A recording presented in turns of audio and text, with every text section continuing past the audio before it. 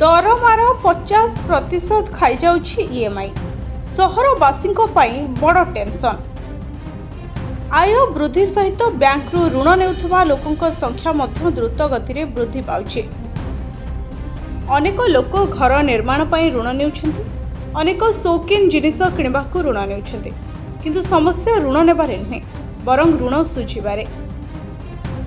अधिकांश ऋण मासिक दरमार 50% खाई जाउछि।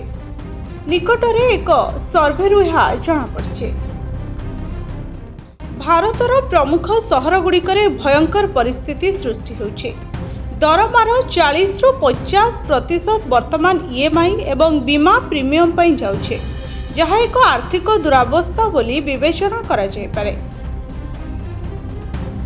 जो माने चाकरी करूछन्ति सेमाने सेमानक रोजगार अपेक्षा पिलांक स्कूल फीस, स्वास्थ्य सेवा एवं अत्यावश्यक खर्च विषय अधिक चिंतित। स्वप्नर घर तोलिबा बोझ पलटिछि। एथिपई सेमाने गृह ऋण नै सुझिबा क्रमरे आर्थिक बोझ सुझुछन्ति। जैनिक अर्थनीतिज्ञ कहिछन्ति एहा एभली एक थ्र समस्या जहा घटिबाकू बाध्य। ईएमआई देई देई सेमाने देवालिया हेउछन्ति, मानसिक दुश्चिंतारे रहुछन्ते।